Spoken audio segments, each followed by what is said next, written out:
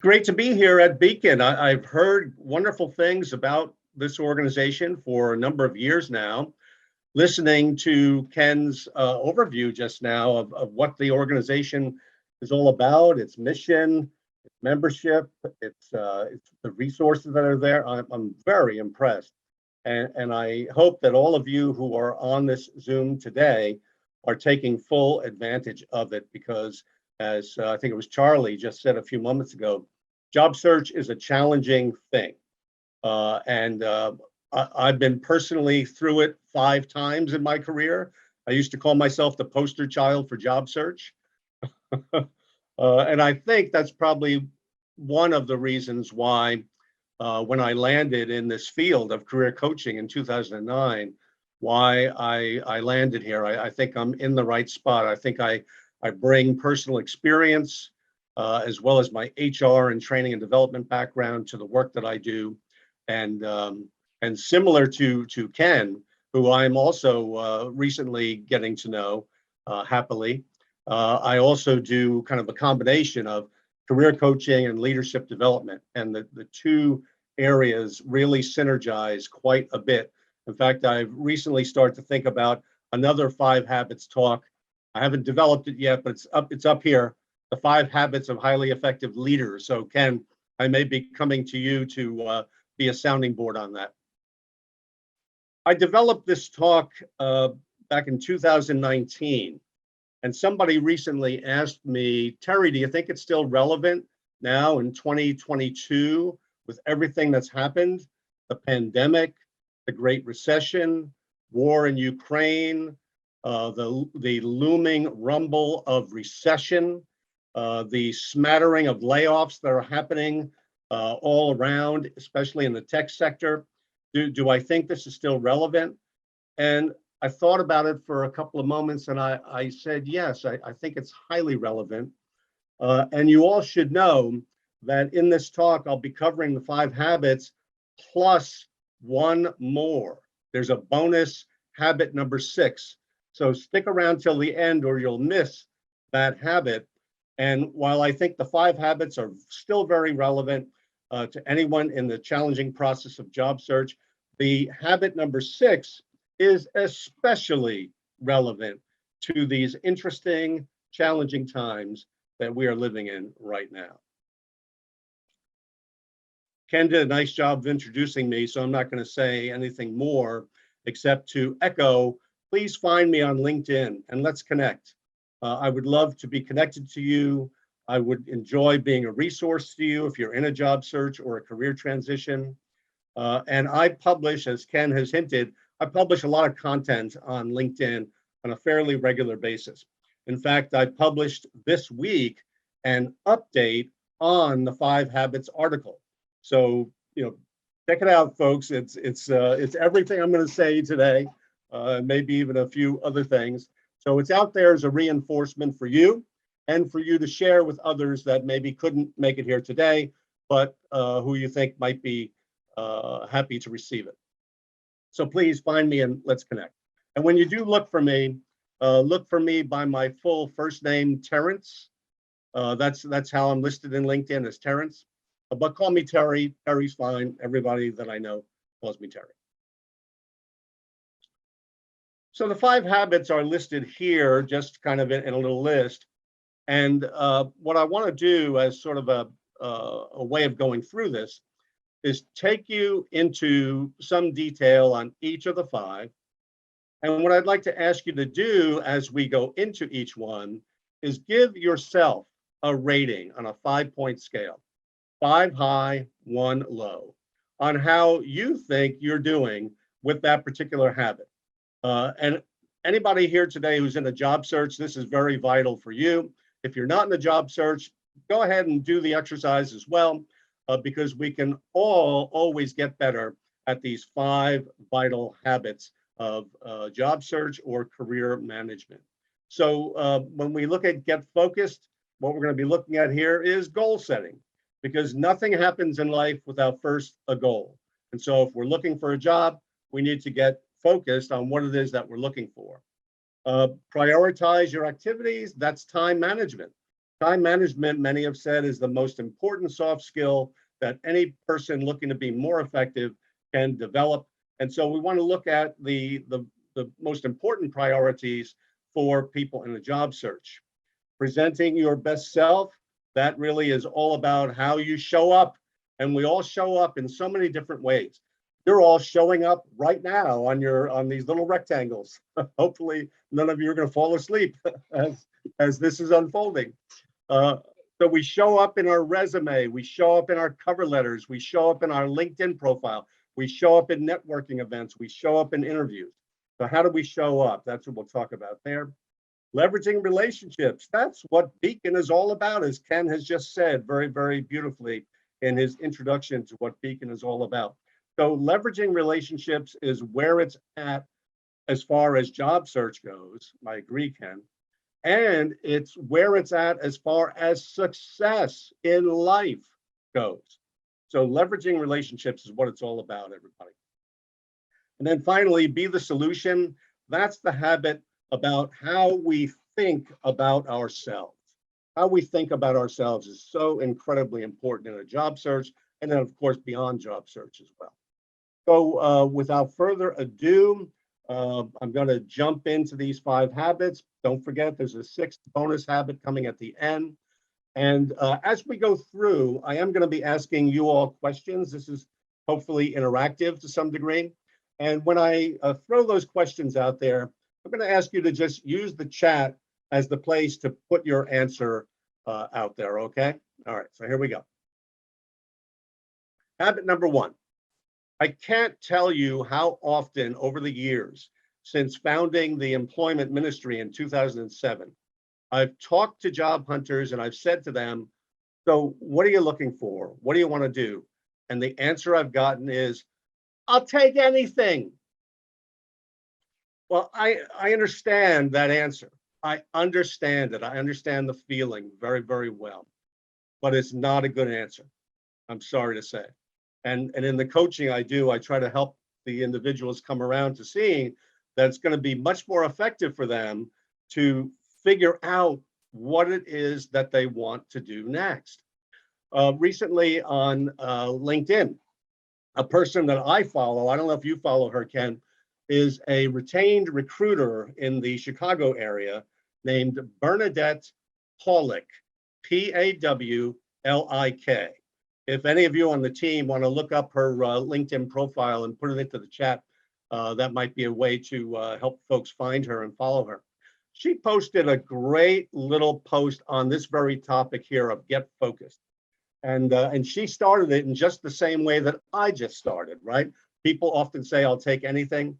And what she said that she tries to do with her clients is what I try to do with my clients. That is, help them get focused on what it is they want to do next. And she provided a nice little formula. She said it's a little 3-part formula that you can further develop, but start with the 3 pieces. And here are the 3 pieces. What role might you be interested in playing next? So, for example, it might be a project manager. What industry might you want to work in next? It could be pharma. And what geographical area do you want to be based in and hopefully work in? It might be greater Philadelphia.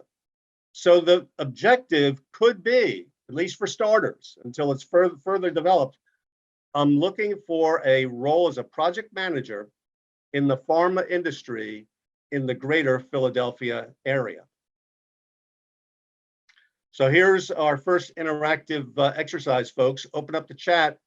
And if you're in job search right now, or even if you aren't, but especially for those that are looking for their next role, using that 3-part formula, please write into the chat your job search objective. What is the role you're looking for? What type of industry sector? And what geographical area? Charlie, thanks for finding Bernadette's LinkedIn. Appreciate that. All right. So who's got a job search objective to share with us? What role do you have in mind? What industry? What area? What geographical area? Janine, starting us off. Trainer or instructor / education DMV area. What's DMV? What is that? Division of Motor Vehicles? Oh, DC, Maryland, Virginia. Thank you. Thanks, Janine. Good. See, there you go. See, what you can do is you can now, as others are writing theirs in, I'll just comment on how powerful and important this is. You now are in a position with that to say to somebody in a networking event like this. You could say this to Ken, you could say this to Zoe, you could say this to Charlie. Charlie, I'm looking for a trainer type of role in the DC, Maryland, Virginia area, and the industry or industries I have in mind are these. And now the person that you're speaking to is in a better position to what? To help you out by saying, well, I happen to know somebody in a company in the industry you're looking at, based in Maryland, and let me see if I can get you their contact info, or even better, make an introduction and open the door for you so that you can have a conversation with them. Ken has added something. I have a client looking for a director level operations role in manufacturing in the New York, New Jersey area. Beautiful. With that, now the person that client is in conversation with, whether it's Ken or somebody else that they're meeting on the networking trail, now they're in a position to be helpful, right? As opposed to, I'll take anything. So get focused. Habit number one, what is it you're looking for? What do you want to achieve next in your career? What roles do you have in mind? Notice that's plural. An individual might have more than one role that they're looking at, and that's perfectly fine. What companies or organizations are you looking at? What industry sectors? And then once you've got that goal or that objective in mind, then a strategy, how you plan to pursue that goal. And while you're in the get focused habit number one area, you might as well think about the longer range future. What's your career plan? What is your vision further out? A few years out. It is very hard to see more than a couple of years out, especially in this pandemic time we're living in. But it's not a bad idea to start thinking ahead. You may find as you start to interview that some interviewers might be very interested in what your long range goals are. So it'd be good to have an answer for that. Hey, Terry. Yes, Ken. Just a quick question. I mean, how do you feel about, with the world being a little bit more of a hybrid and remote work world? How do you coach your clients, and what do you suggest people do if they want to open themselves up beyond their local geography? Yeah, it's kind of come into its own finally, right? Well, for many years in HR, we talked about telecommuting. Does anybody ever hear that word anymore? Talk about an outmoded word. But the time wasn't right then. Now the time is right. And companies, the smarter companies in particular, are looking at a much bigger talent pool. Just as Beacon is drawing people into its events from outside the Philadelphia area, smart companies are drawing talent in from way outside, wherever it is that their operations happen to be based. I have a client that I was talking to yesterday, and he's getting very close to an offer with a company, and he's very excited. And I asked him, so where will the job be based? He said, it's fully remote. Fully remote. And that's kind of where we're at today, folks. So if you are in a job search right now and you would like something like that, bring it up. The company may also be thinking about that very thing. So I think it's a legitimate topic for conversation with the hiring manager. Great question, Ken. Just to touch on some of the other objectives that came in. Carol said senior fundraising executive in healthcare. Due to limited opportunities, I may need to move out of Philly and will consider specific cities. Excellent, Carol. And now is the perfect time, if you haven't already started, to start researching those other cities. Another client of mine based in California, looking to move to Texas, asked me this question the other day about what do you recommend when it comes to moving to Texas? I said, start researching Texas. Start researching the specific cities and markets that you're thinking about possibly moving to. Begin that now. David says a DM type of role in the pharma or life sciences industry in the New York metro area. Well, David and others, as you may know, New Jersey is pharmaceutical central. Right, Ken? I know you came out of that industry. Susan says distribution relationship director, life sciences, Philadelphia, or remote or hybrid. Excellent. Derek, art, creative director, media, advertising, Philly, New York, or remote. Yeah, very good. Thank you all for weighing in. And we'll do this a couple more times before we're done, because I'm a big believer, whenever possible, in tapping into the wisdom of the crowd. And so that's what we're doing here with the chat function. By the way, I'd encourage you all who are finding these chat comments to be interesting and possibly even helpful to save the chat. Do you all know how to do that? Have you talked about that before, Ken? You go into where the three little dots are in the bottom part of the chat where you would actually type your comment in. There's three little dots there. You click on the dots and up comes a pop-up menu. And one of the choices says save chat, and you can save this entire chat. Do you folks do that anyway? Zoe or Ken, do you save the chat when you do these sessions? We do encourage people to save it on their own, and sometimes if people are on the phone and they can't, we'll send it out to them. Wonderful. All right, so that's habit one. Get focused, folks. You'll be glad you did, because other people will be in a much better position to help you when you can share with them what it is you're looking for. Habit two is all about time management. The most effective job hunters spend their time very wisely. And there's a number of things that I and my fellow coaches in the organizations I work with recommend when it comes to managing time. But three priority activities really have to be emphasized, I think.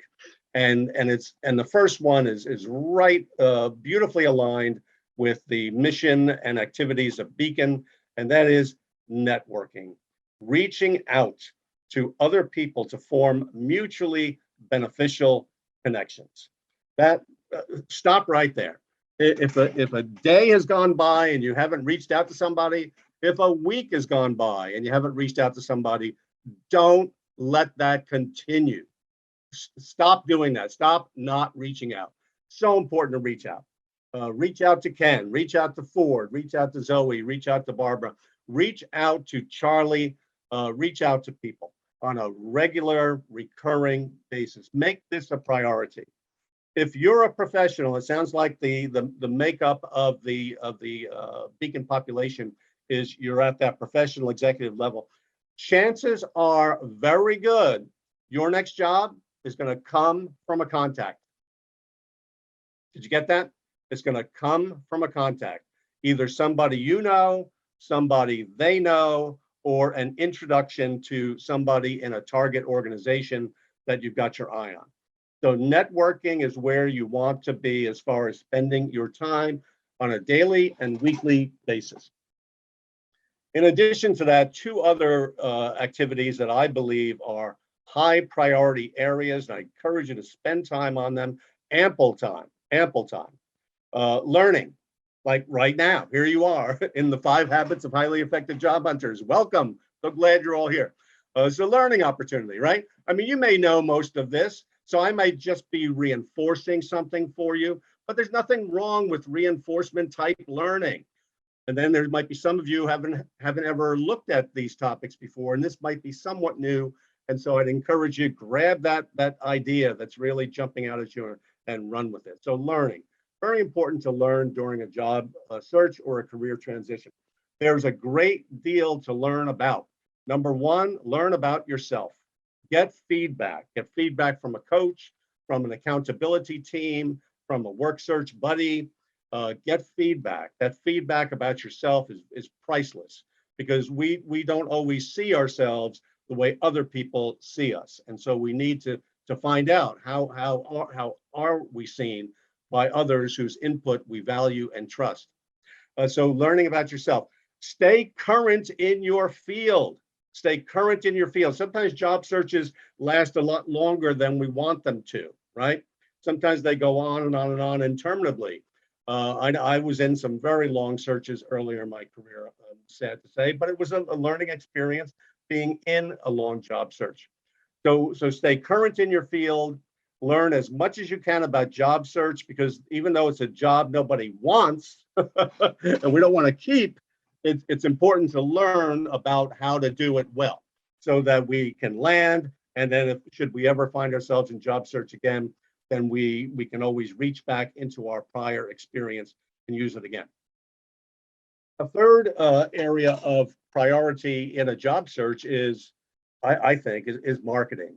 And marketing, just in a very layman's term, I'm not a marketing professional by training. So in layman's term, it's finding out where the needs are in the marketplace you've chosen to look at, to focus on, and putting yourself out there. That's on LinkedIn, that's in groups like Beacon, that's in professional gatherings, to increase your visibility to recruiters and hiring managers. That's my layman's definition, or my career coach's definition of marketing. I've gotten into some interesting conversations with true marketing professionals about that, and I'm open to a little bit of friendly debate should anybody want to do that. But I do have a question for you all, again, to open up the chat and just put your short answer in there. And that is, in particular, those of you that are in a job search, but of course I welcome all comments. What is actually helping you manage your time effectively? What practice or technique or method is helping you to make sure you're managing your time well during your job search? Susan, starting us off with my coach. Excellent. I mean, if you've got a coach, that is such a powerful resource to add to your arsenal as you're in a challenging situation like a job search. Carol uses her calendar. Me too. I tell you, without my calendar, I would be lost in space. And so everything goes in there. If you could see my calendar today, you'd see Beacon 12 noon with all kinds of little notes after it. What else helps you manage time, folks? Very important that we do that. Derek, calendar, planner, most definitely. Yes, agreed. Keeping a flexible but consistent schedule, Jim says. Jim, that's so important that you, as a job seeker, I'm assuming you're a job seeker, that you create a routine, create a schedule, and fill it up with the priority activities that we're talking about here. Networking, learning, marketing, as well as other things that we'll talk about later. And says blocking time. Oh, I like that. Ken, if you don't mind unmuting, are you using a particular method there for specific things to do? No, I just have some time blocked off each day for specific activities, including, frankly, going to the gym. Yes, that's not on the yes. calendar. That's not happening. I was going to get to that later, but I'm glad you brought it up. That's a priority activity as well. Keep going. I'm sorry. Oh yeah, no, that's fine. And then I do have times where I'm just addressing email, and other times when I'm doing networking calls, things like that. I wish I could say I was perfect at it. Sometimes those times are blocked and they don't happen, but I found if they're not on the calendar, they never happen. No, I totally agree with that. And Susan says she agrees with you heartily. Yeah, that's one of the lessons I've learned about calendars. If I don't literally take a few moments, put it into the calendar, I could very well lose it completely. And that's not a pretty picture. All right, that's habit number 2. Prioritize your activities, be a good time manager, and focus in on the activities that are going to move the ball down the field towards your goal. Habit number 3, present your best self. We all want to present our best self, but we really have to be very mindful and intentional about that. And we need to remember that there are certain aspects of the job search where it's prime time. It's prime time in a resume. It's prime time in a cover letter. It's prime time in a thank you note. It's prime time on your LinkedIn profile. And it's prime time when you're in person or virtually in person like this. but especially when you're invited in for interviews. So, presenting your best self. What are we talking about here? Uh, how do you come across to others? How do you show up? I mean, this is a big topic in and of itself that could be a future session somewhere in the future Beacon calendar. I'm sure you've addressed it already to some degree, but just a couple of things that I'd like to focus on. Then I have a question for the group. When it comes to the resume, are you telling your story? Are you telling the story of who you are? Everybody here on this call today is a unique professional with what I call differentiators. Your differentiators are what make you stand out against the background of your competition. What are your differentiators? Do you speak other languages? Have you worked in other parts of the world? Have you led very difficult, expensive projects and brought them in on time against extraordinary obstacles? I mean, I could go on, but I'll stop there, except to say, you really need to think about what makes you different, what makes you distinct, and identify the differentiators and make sure they're there. They should be on the resume. They should be in the LinkedIn profile. You need to tell your story and make sure your skills are highlighted. In particular, especially the skills you really want to be known for and you want to use next in your career. The same general comment goes for cover letters. Cover letters, of course, it's a controversial topic. Some people think they're outmoded and a waste of time. I don't. I'm in the exact opposite camp. I think they're terribly important. I would encourage you to use them and always write them as a customized document to that particular organization's opening that they're trying to fill. And a resume is very important, but a resume and cover letter are different animals, and you want to make sure that you don't confuse the two. A cover letter is a sales pitch. So, I mean, that's something that we could dive into deeper if you want to. Thank you letters, terribly important. I was on a webinar the other day on LinkedIn with a very well-known, nationally well-known recruiter named Absolutely Abby. And Absolutely Abby was asked about thank you notes. And she said the following: I don't expect them, but when I get them, I'm very impressed because most don't bother. So if you're the person who bothers and takes a few moments to write that thank you note, you may think it's unimportant. It might make the difference. It might make all the difference. All these general comments are applicable to your LinkedIn profile as well. But when it comes to LinkedIn, it's not enough to have a complete profile with a really solid headline and a solid about box. You have to be active. You have to be active. What does that mean? That means you got to post stuff.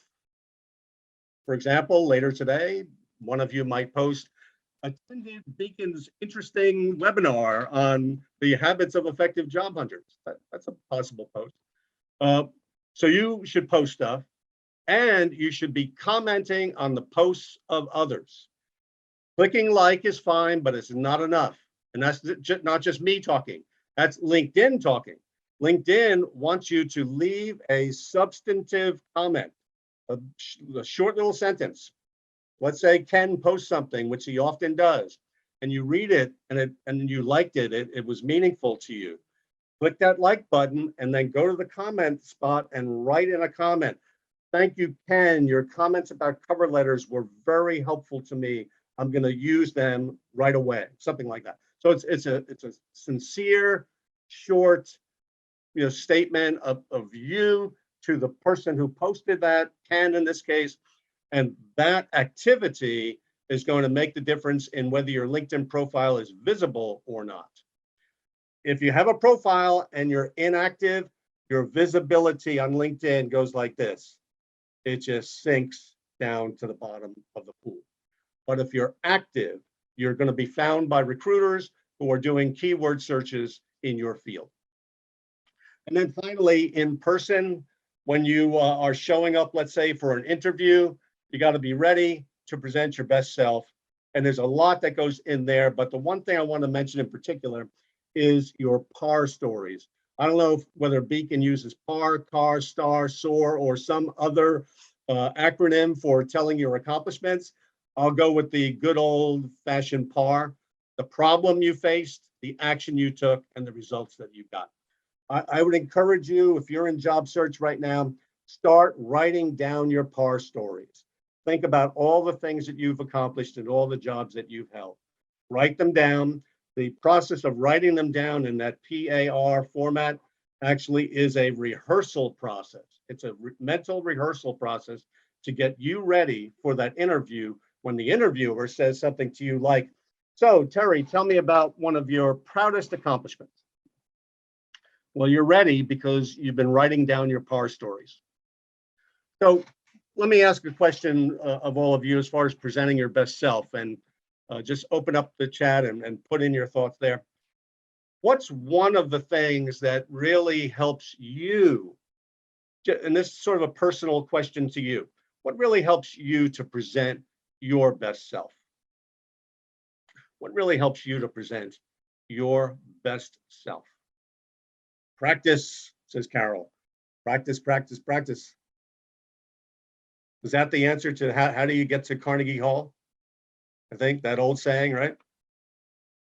What else helps you present your best self? Confidence. Yes. And what supports confidence, Ken, in my opinion, is practice, feedback, getting coaching, all of those things that are kind of surfacing here in this interaction that we're having are all the things that will support your confidence.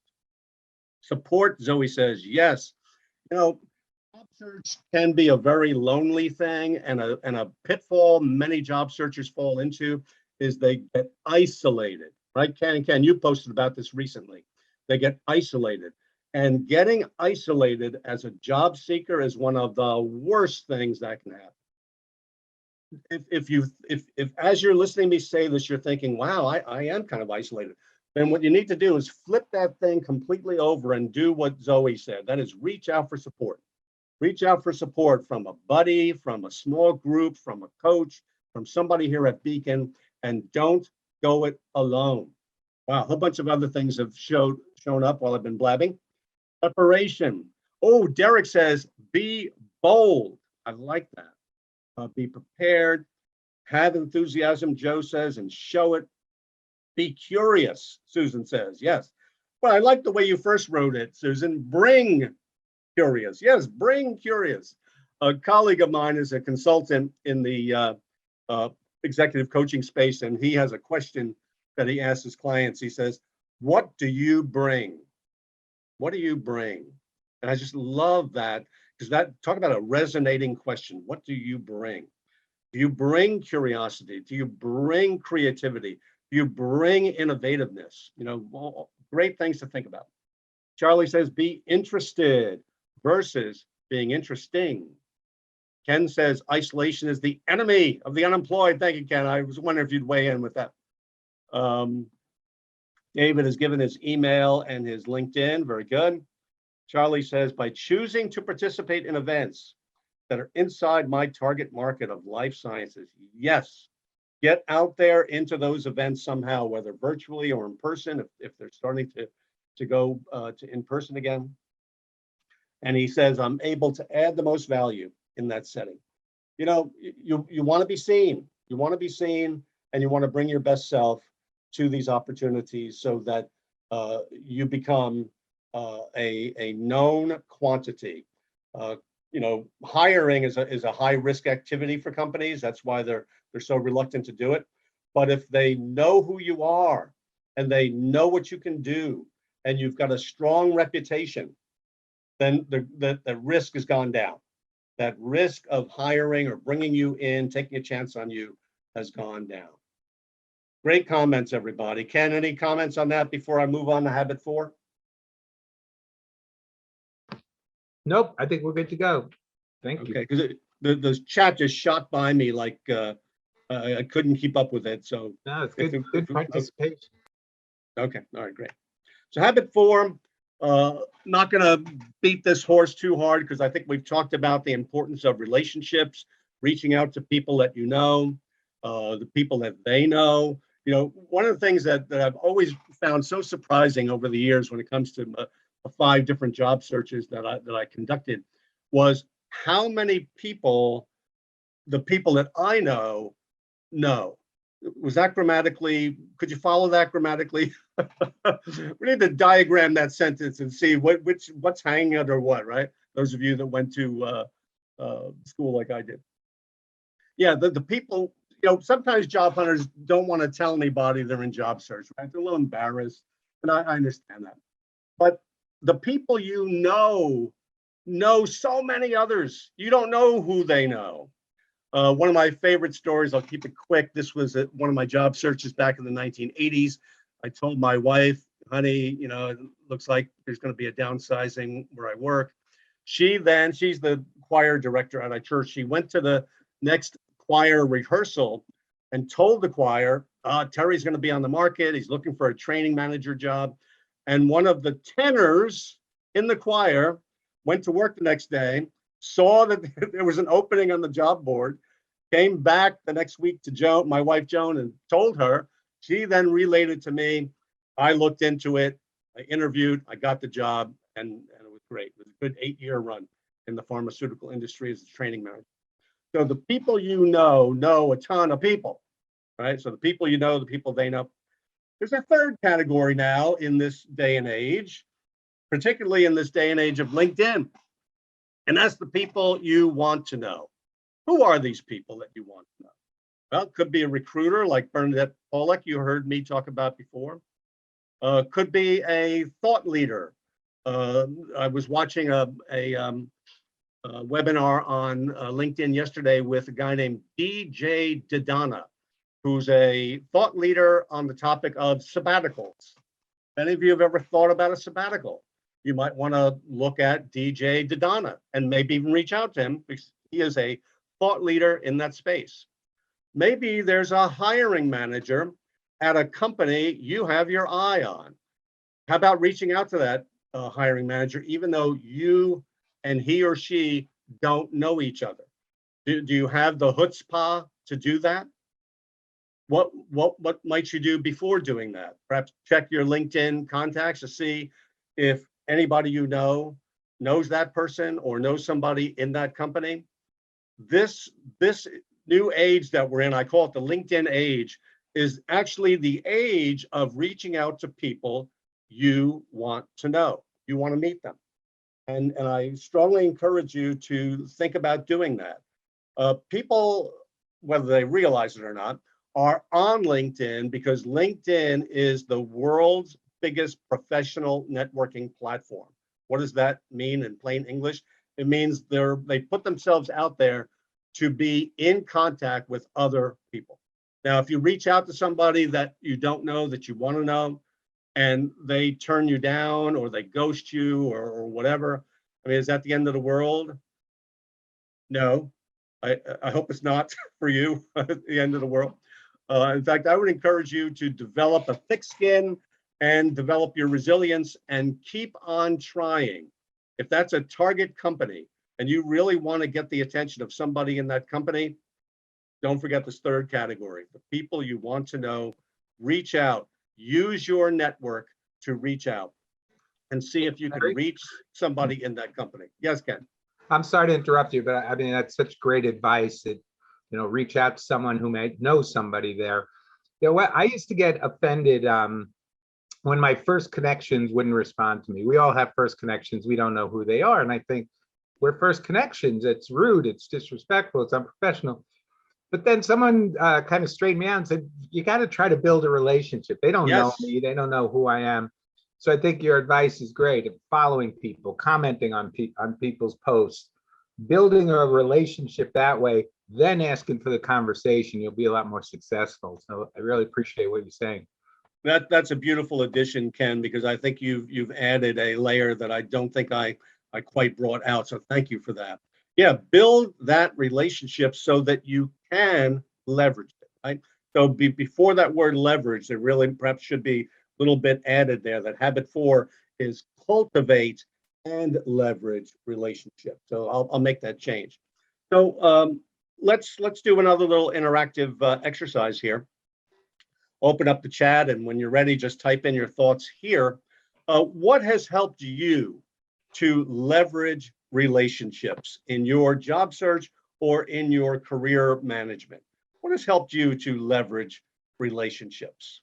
Help others first. Thank you, Ken. And you've reminded me of the famous Zig Ziglar quote. Does anybody remember that? You can get anything you want in this world as long as you're willing to help others get what they want. It's a Zig Ziglarism, and it's one of the good ones, I think. So yeah, help others first. Offer help in kind, Wendy Lee has added. You bet. You bet. I really think that networking is at its highest and at its best when it's a mutually beneficial relationship, when both of you are getting something from the relationship. Anybody else, what has helped you to leverage relationships either in a job search or just, more generally in your career? Pay it forward, Charlie says. By day, I get paid to keep people wealthy. I like that. But my secret sauce, love it, I use that phrase too, is helping others find their next job in life science or pharma. Excellent. Love that secret sauce idea. I have another talk where it's all based around a secret sauce model. Janine says, I agree with the previous statements. Kindness goes a long way. Indeed, it does. A couple of years ago, I was giving a talk up in northern New Jersey, and one of the individuals put his hand up and said, can I tell a true story? And I said, sure, go ahead, Dave. And he did. And it was a story about how he was one of many candidates for an HR director role with a very well-known company. I won't say the name. And every time he was invited back for an interview at this location, he brought a little gift to the receptionist, a little potted flower, a little, doodad for her desk, a little something or other. And when he got the offer, finally, the hiring manager said to him, Dave, you know why we made you the offer? Well, I'll let you draw your own conclusion. True story. It's important to be authentic and genuine, Ken adds. Charlie says your true worth is a function of how much more you give in value than you take in payment. Charlie, that could be tweeted. That could be tweeted. So those of you who are going to save the chat at the end here, grab that Charlie Timmons statement there and tweet that out to the world, because the world needs statements like that. All right, habit number 5, we're coming into the home stretch. Be the solution. As I said at the beginning when I gave a brief overview of the 5 habits, habit 5 now goes into our headspace, and it's how we think about ourselves. It's how we think about ourselves. Very, very important. In 2008, something happened, some of you may remember. It was called the Great Recession. Millions of Americans suddenly found themselves out of job, out of work. And I was one of them. I got laid off by a company in New York where I was working.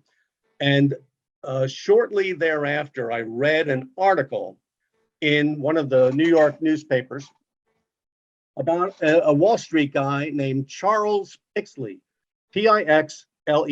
Look it up, real person, real story. Charles Pixley did something very interesting when he got laid off from his Wall Street firm.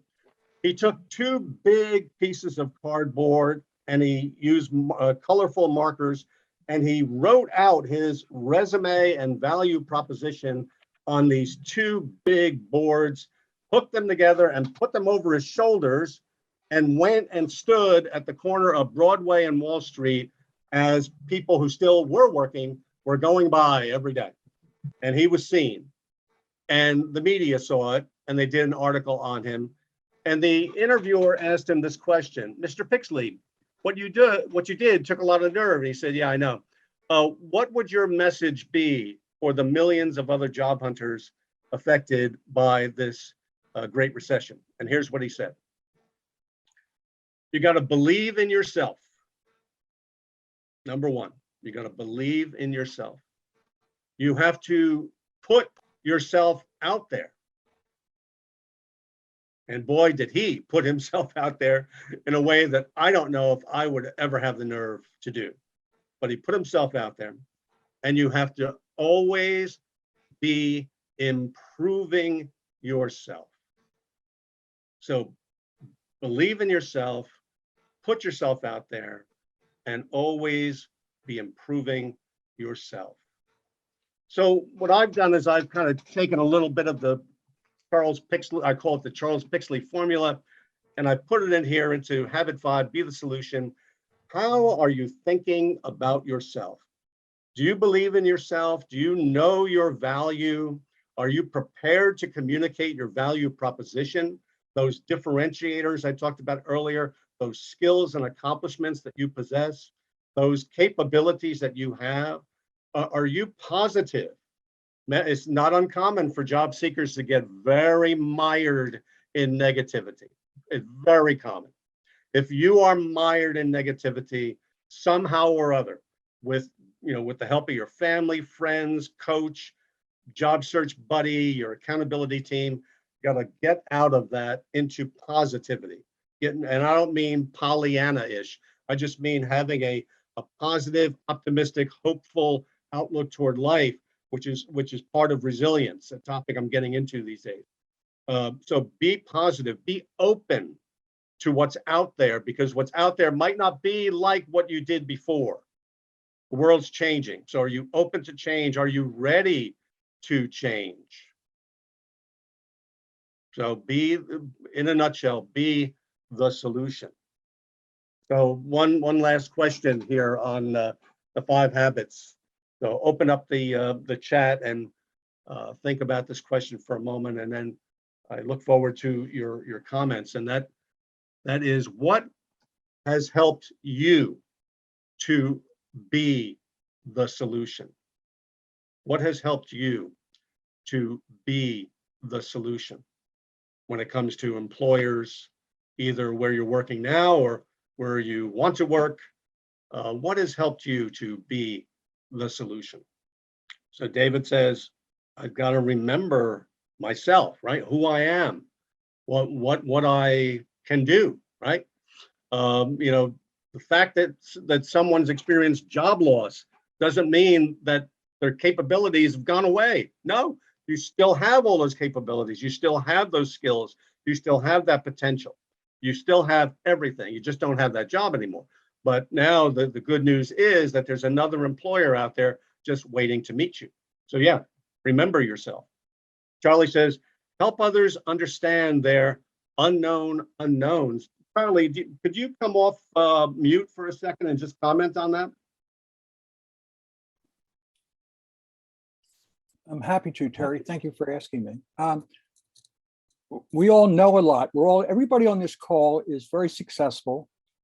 They're very bright. They're very articulate people, but we only know what we know. It's what we don't know that we need to know that can make a difference. People tuned in today, Terry, in hoping that there's a silver bullet you're going to give them, that they're missing. That's what I'm referring to. What don't we know about ourselves, our situation, the market, techniques, strategies, whatever, that we need to learn that will tip things in our favor?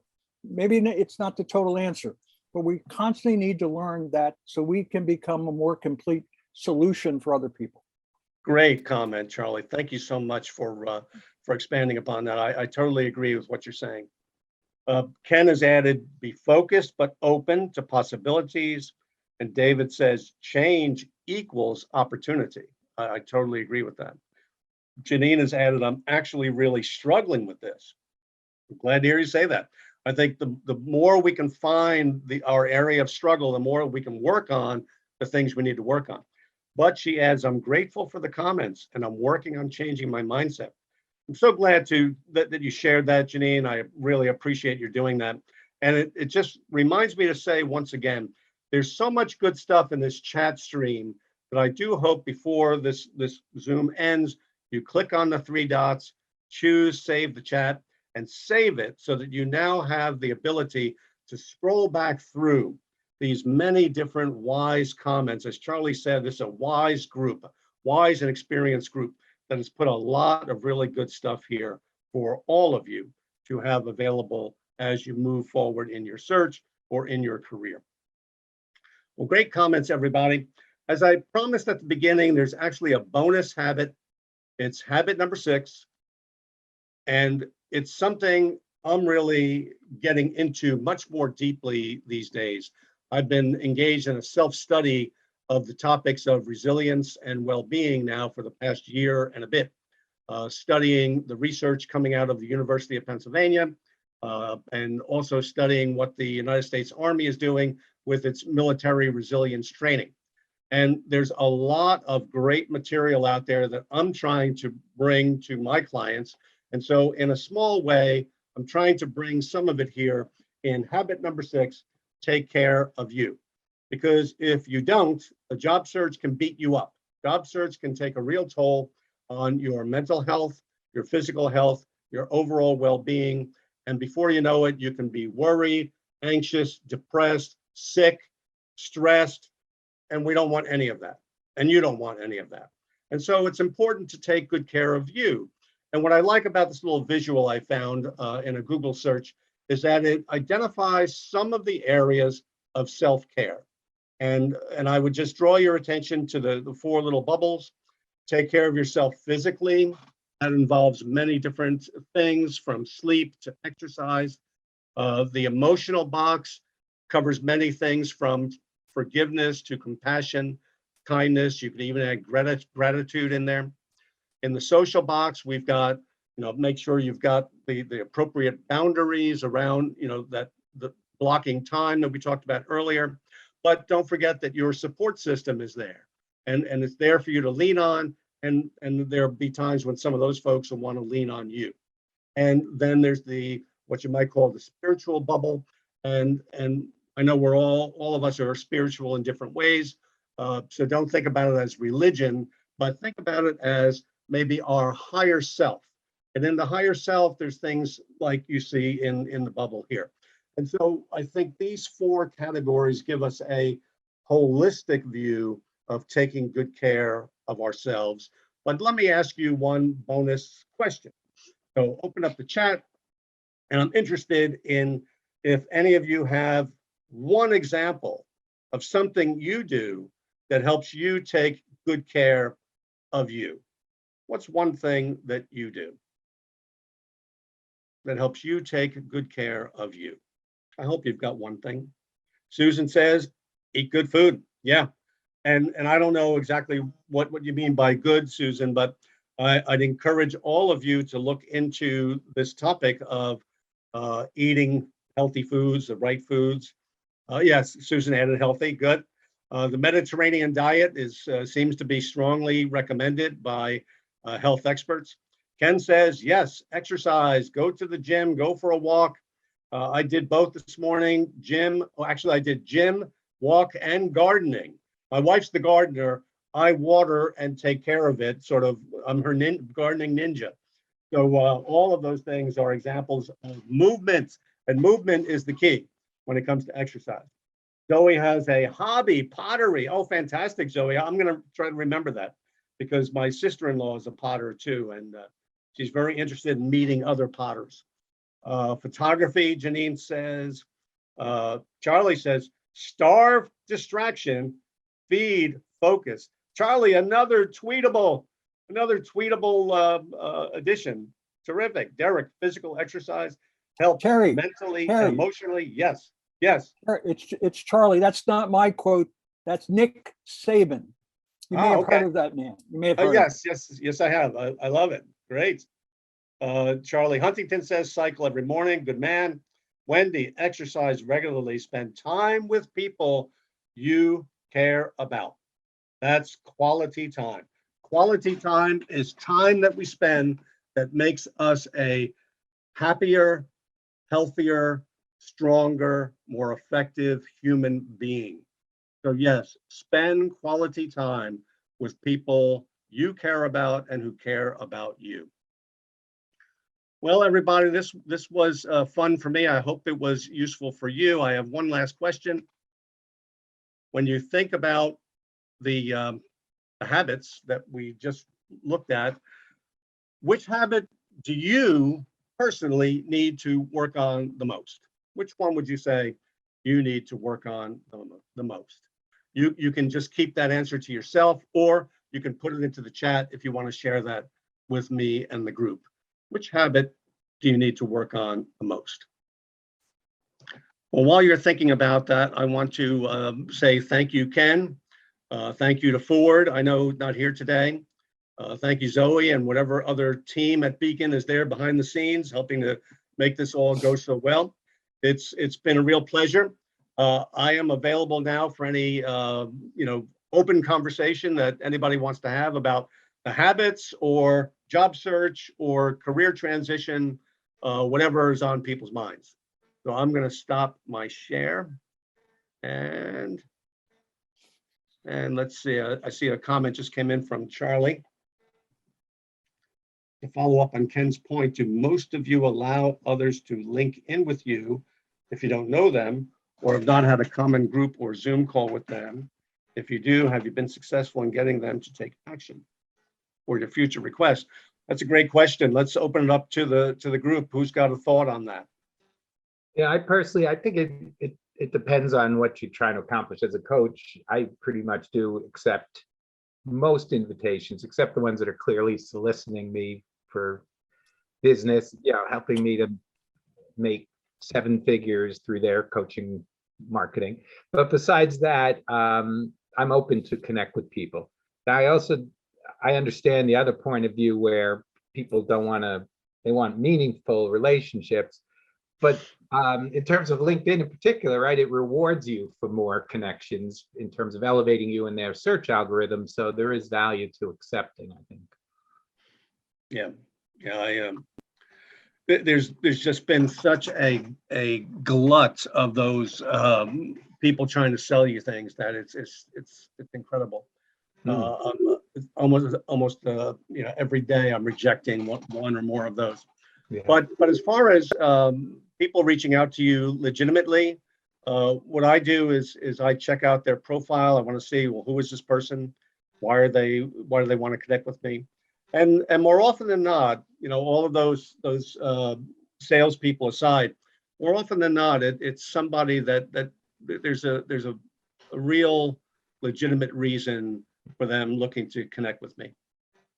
I've crafted a response for messaging them back on LinkedIn before I accept that says essentially, I'm sure you can understand. I want to keep my network vital and be, informed about those people in my network so I can appropriately recommend them and be aware of their skills. Love to get to know you better and see how we can mutually benefit one another. How about a one-to-one? And if they never respond, that takes care of it. And if they do respond, then, maybe that's a good connection. And it kind of works itself out. That's a great practice, Susan. And I've heard others talk about doing something very similar. If I can, I had my hand up. When you are in a search, you need to expand the number of people in your network dramatically. More people in your network, the more seconds you have. And it's seconds that have been proven to be the most effective in us getting the things that we want from our network. After you land a position, then you need to go through and prune or get rid of those people that you don't think are relevant to what you're currently doing or what your future plans are. So when you're in a search, accept as many people as you can. When you land, get rid of the ones that you don't think are going to be that helpful to you or your network in the future. That's just a rule of thumb that I use. Thanks, Charlie. That's great. I haven't done the pruning. I probably need to do that. Well, we don't have the time for it. So Terry, give us a Right. reason what we can Right. do. How can we find that time, Terry? Come on. Right, exactly. Finding that time, that's the challenge. So my question to you, Terry, is, listen, you have a lot of experience. You've helped a lot of people. What is that one thing that you feel, of all the habits you mentioned, the one thing from those 5 or 6 that if people focused on that in the next 30 days, it could make a difference for them. You're reminding me of the Billy Crystal movie where he went on a Dude Ranch ride. Remember that? What's the one Jack thing? Palance. Jack Palance. Yeah. What's the one thing? It always makes me smile when someone asks me what's the one thing, because I think about that movie, which is such a classic movie. For me, just speaking, putting that for me on it, it's habit number one. It's what do I want? What do I want? It's amazing how often that is nebulous for people, including myself. And I've got to move from that nebulous stage to something more concrete. And I've got to visualize. I've got to use my ability to visualize and bring that future into the present. Thank you for your answer, my friend. How about And I you, Charlie? What stands out for you as the number one thing? I agree with you. I think that with so much changing in the world, we all have talents and gifts, and we don't know all the people that can benefit from that, or companies or organizations. So we have to constantly be aware as things change. We need to adjust our focus on those areas where we can have the greatest impact. What we were doing 5 years ago, the kinds of work we were doing may not be the kind of work the world needs today. Yeah, right. So we have to figure out what's changing and where do I fit. And that little exercise can take us from despair to great possibilities if we really focus on it. Another beautiful. Charlie, do you drop these great statements all the time? Is this how you roll? Well, no. Yes. It's fantastic. Ken Shore is my coach, so I attribute it all to him. That was. I wish I had captured that in writing. That was great. He's an excellent coach, Terry. He has a lot of great things to offer. That's terrific. Yeah. No, it's very true. We're always shifting our focus because the world is changing around us. Exactly right. Absolutely. And again, that's a problem a lot of candidates have. Yep. Is that their thinking is maybe 5 or 10 years ago. Yep. And they're looking for what they used to have, and that may no longer be. They're 10 years older. World's moved on. They may have just left a job they've been doing for 10 years, but the world doesn't need that anymore. They don't know it yet. They're 8 months into their search, and suddenly they say, my goodness, I've been looking in the wrong places. So constantly refocus and have the courage to do that. Very good. Wow. Excellent. Charlie, next time you're giving a talk, please send me an email. I want to attend. Well, I charge a lot of money, Terry. I don't know. Very good. Terry, great question. Oh, I'm sorry. There's a great question in the chat, Terry. Oh, yeah. Let's take a look. What Janine put in there? Yes. I think yes. So Janine wrote, it can be very difficult to see yourself moving from one place to another when you've been in a field for a few decades. I agree.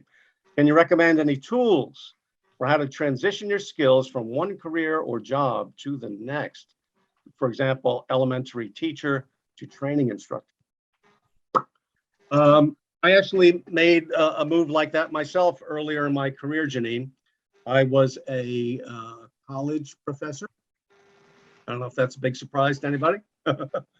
And I moved out of academia into industrial training as a training specialist at a nuclear power plant. Turn the lights out and I start to glow. That's one of my few jokes. I have very few jokes, people. That was one of them. I went over like a lead balloon. I thought that was good. I liked it there. I thought it was good. That seems to always happen. I guess stand-up comedy was not the path I should have taken. But I did actually make that transition, Janine, and it was many years ago. So what I'm about to say may be dated, but what really helped me to do that particular transition was I found out through the process of networking and talking to people that there was an organization that was then called the American Society for Training and Development. Today, that same society is called the Association for Training and Development. So they dropped a letter. And when I found out about that professional association of trainers, business and industry trainers, I joined a local chapter here in New Jersey, the Greater Princeton area chapter of then ASTD. And by joining that chapter, I was suddenly surrounded by people doing what I wanted to do. And so through conversations and osmosis and meeting those people, I was able to make that transition and leave academia behind and go into the world of industrial training, and was there for a good long time, right up until the Great Recession of 2008. So I think part of the answer is finding the people doing what you want to do. Find those people, get with those people somehow or other. Start having those conversations, learning from them, picking their brains as to what do you need to do to make the transition, and then apply as many of those ideas as you can. You might need to also gain some additional skills, depends upon what today's world is like, because my story is from the early 1980s. Thank you so very much. That was very helpful. Thank you. You're welcome. Yeah, and if I could add to it, Terry, I mean, it's what you said, but it's a networking, right? Yes, You're going to land your job most likely through someone you know, and networking is not about asking for a job, but it's about learning different areas and, right. and gaining those connections that will help you get there. So that was great advice, Terry. Thank you. That's it. Well, Okay. listen, if there's nothing else in the chat or on anyone's mind, I want to say once again, thank you all. Thank you all for being here with me today. It was a pleasure being here with you, Ken and Beacon. Want to wish you all the very best of luck in your own career travels, whatever they might be. And let's keep in touch. If we're not already connected on LinkedIn, please find me, connect with me, and let's travel together in some way or other. Beacon is the premier executive networking organization serving the Mid-Atlantic region. To learn more, go to beaconforlife.org.